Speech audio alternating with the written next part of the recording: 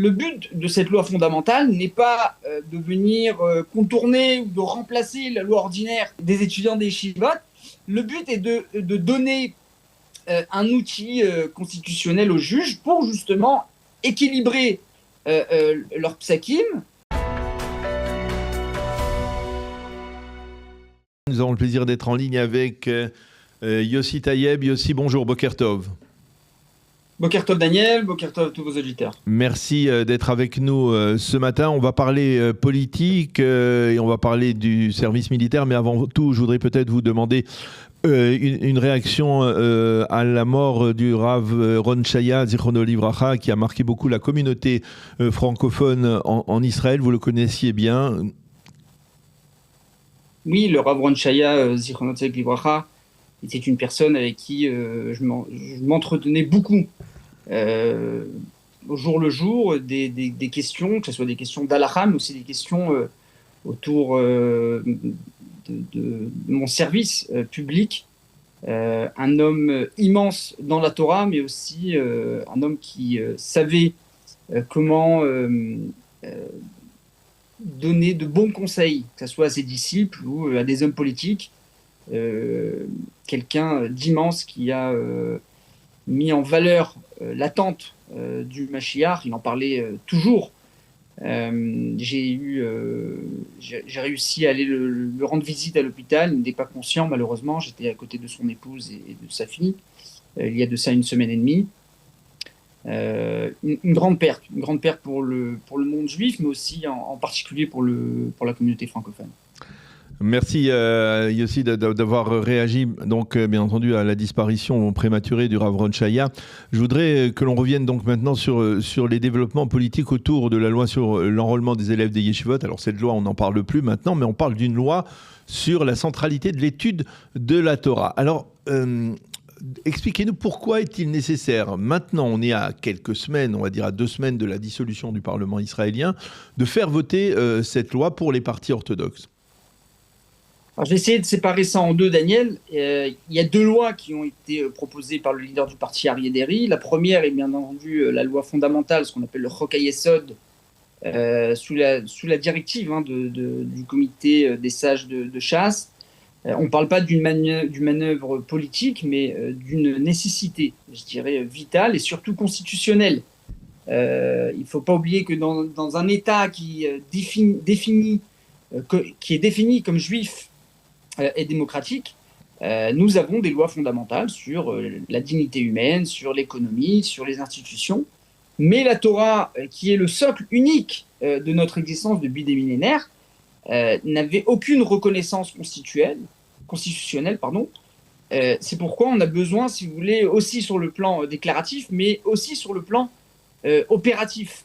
Parce que, si vous voulez, Daniel, jusqu'à aujourd'hui, à chaque fois que la Cour suprême a annulé des lois de la Knesset qui concernaient l'identité juive du pays ou les arrangements sur l'enrôlement des étudiants des yeshivot, elle l'a fait au nom d'un seul principe constitutionnel qui est le principe de l'égalité.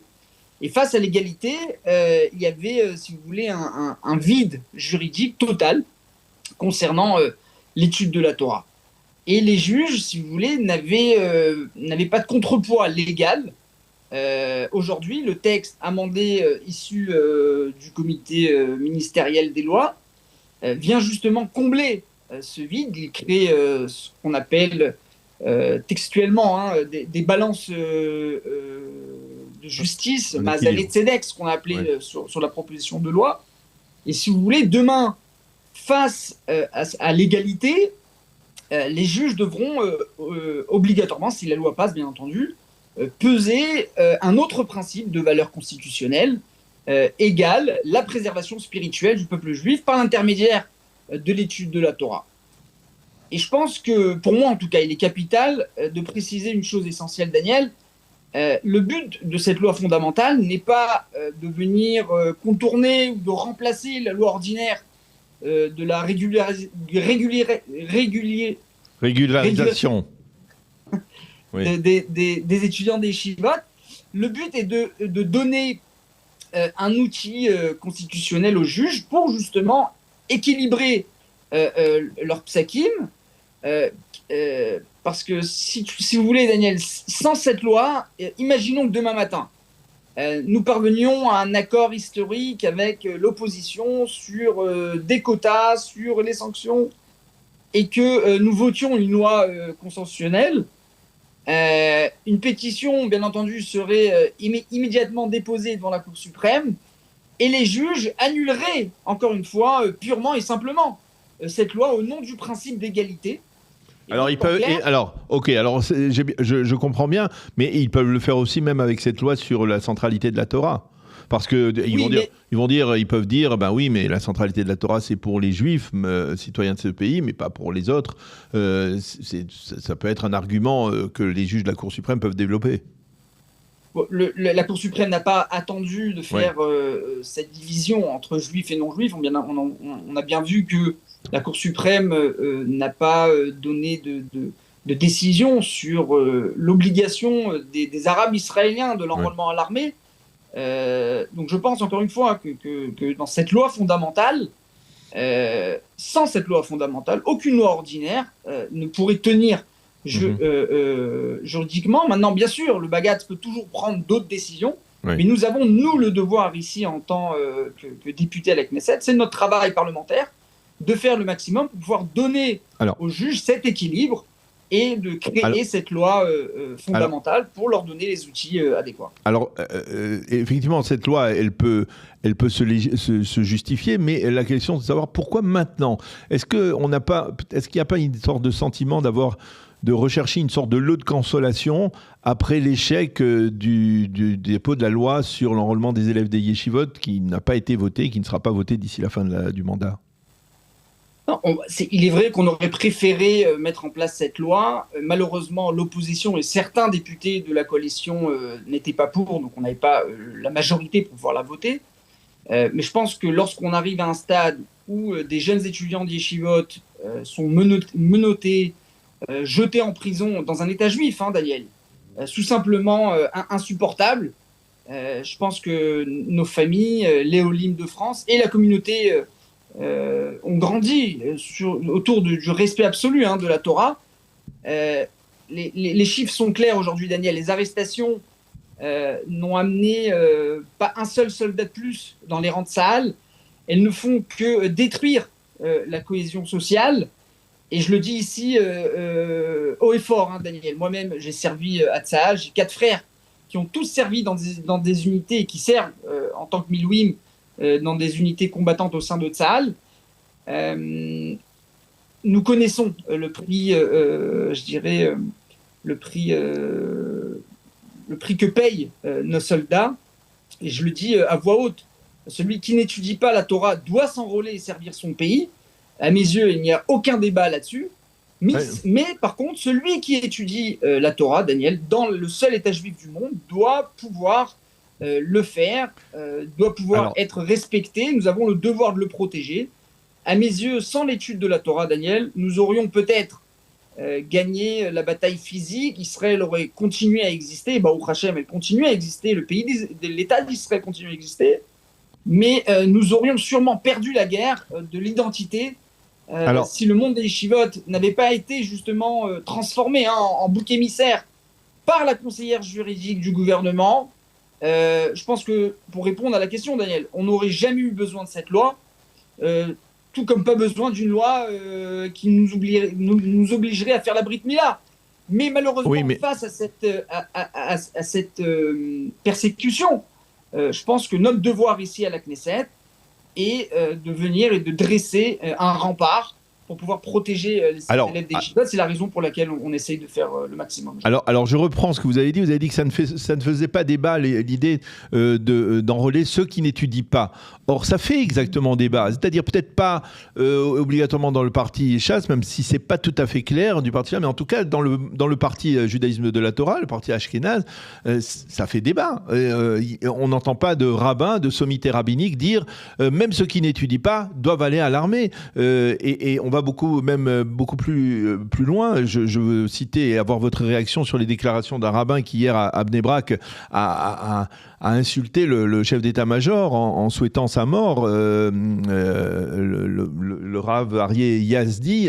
Je voudrais savoir, c'est-à-dire, il y a dans le monde orthodoxe, et on a le sentiment d'ailleurs qu'il y a même une sorte de radicalisation au sein du monde orthodoxe contre l'armée israélienne, contre contre le service militaire, alors que ça fait pour l'instant personne dans le monde orthodoxe ne parle de dit ceux qui n'étudient pas doivent aller à l'armée. Je pense que le Conseil des sages de chasse, à sa tête le Rav Moshe Maya, l'a dit clairement, que ce soit dans des cours ou à la radio, hein. Il a été enregistré plusieurs fois. Moi-même, Aryeh Deri, Inoun Azoulay, les députés de chasse ont dit d'une manière très claire, celui qui n'étudie pas la Torah doit s'enrôler à l'armée. Mais vous êtes d'accord que ce n'est pas la position des partis orthodoxes ashkénazes? Je ne suis pas le porte-parole des partis orthodoxes ashkénazes, mais il est vrai qu'il y a en effet une différence entre chasse et les partis orthodoxes ashkénazes sur ce plan-là. Et je pense d'ailleurs que le parti orthodoxe ashkénaze faute sur ça. Il y a eu une lettre qui a été publiée cette semaine du Rav Shach, qui dit ouvertement, où il écrit cette lettre au Raché Yeshivot, en leur disant que celui qui n'étudie pas vraiment à la Yeshiva, ou qui étudie à la Yeshiva, mais en parallèle travaille pour la matérialité, les Raché Yeshivot n'ont pas le droit de leur donner cette autorisation. C'est peut-être justement, ça reflète justement le changement qui est intervenu depuis l'époque du Rav Shach, c'est-à-dire il y a 30 ans à maintenant, c'est-à-dire ce que je disais, une radicalisation dans le public ashkénaze et dans les yeshivot ashkénazes contre le service militaire. Oui, et c'est effectivement ce qui se passe. Alors il est vrai que le parti ashkénaze, si vous voulez, est en difficulté du fait qu'il a dans ses rangs ce qu'on appelle le Peleg, cette minorité extrémiste qui pousse à max pour que les députés de Degel HaTorah prennent justement ces décisions extrémistes. Mais il est clair que lorsque je parle avec les députés de Degel HaTorah, ils sont, oui, eux aussi d'accord, et ils appellent ces gens-là qui s'inscrivent dans des yeshivot mais n'étudient pas, comme le disait le Rav Shach, Chayav Lacharine, c'est-à-dire c'est des gens qui mettent en danger le monde de la Torah et l'étude de la Torah en Israël, et ces gens-là doivent être expulsés, comme ils appellent ça chez eux, du monde des yeshivot, et doivent aller à l'armée. Il faut pas oublier, Daniel, que tout ce mouvement et cette persécution du monde orthodoxe et des élèves des yeshivot amène, oui, à l'extrême. On le voit malheureusement aussi au sein des rangs des yeshivot, même séfarades. Et notre rôle aujourd'hui est essayer justement de calmer le jeu pour pouvoir trouver une solution, essayer de mettre de côté les décisions et ces arrestations. Je pense que le Aryeh Deri, encore une fois, a pris les bonnes décisions, et aujourd'hui la commission des affaires étrangères et de la défense commence à débattre justement sur cette je dirais scission de la loi sur la conscription, une mesure d'urgence justement qui a été initiée par Ederi avec une immense responsabilité nationale, Daniel. Oui. Au milieu justement de cette folie politique, je dirais, on s'est mis un objectif justement de faire avancer cette scission et d'instaurer une disposition, ce qu'on appelle une horacha, une disposition temporaire de 3 à 6 mois pour justement arrêter immédiatement les arrestations des étudiants des yeshivot. Comme je vous ai dit, Daniel, ces arrestations se sont avérées totalement inefficaces. Oui. Elles n'amènent pas un seul soldat de plus à Tsahal, et elles provoquent une fracture réelle et profonde au sein du public israélien. Je pense qu'une blessure qui malheureusement sera extrêmement difficile à guérir si ça continue. Et je pense que cette disposition justement de 3 à 6 mois, elle vise justement à calmer les esprits, essayer de calmer aussi. Alors justement, pour calmer les esprits, l'orthodoxe n'aille pas à l'extrême. Je pense que c'est crucial pour ne pas justement pénaliser ces jeunes qui veulent et doivent s'enrôler. Parce que, comme je vous ai dit, Daniel, celui qui n'étudie pas, malheureusement, cette persécution et les arrestations qui sont produites aujourd'hui font exactement l'effet inverse. D'accord. Je ne sais pas si vous avez vu. Alors ça, on a bien compris. Déclaration des yeshivot SDR orthodoxes qui témoignent eux-mêmes que l'inscription chez eux a chuté de manière drastique, hein, Daniel, ces 18 derniers mois, à cause justement de cette atmosphère chasse aux sorcières dans les rues. Et je pense que cette loi on le comprend bien, on le comprend bien aussi. On le comprend bien. Je voudrais juste revenir sur cette déclaration de ce rabbin Ayer Abnebrak. Si vous étiez en face de ce rabbin Aryeh Yazdi, qu'est-ce que vous lui diriez par rapport à des déclarations comme maudit soit le chef d'état-major de Tsahal? Ce n'est pas notre Torah, ce n'est pas la Torah sur laquelle j'ai été éduqué, ce n'est pas la Torah du Rav Ovadia, ce n'est pas la Torah sur laquelle on aimerait faire grandir et faire rapprocher tous les citoyens israéliens, tous les juifs, à cette Torah.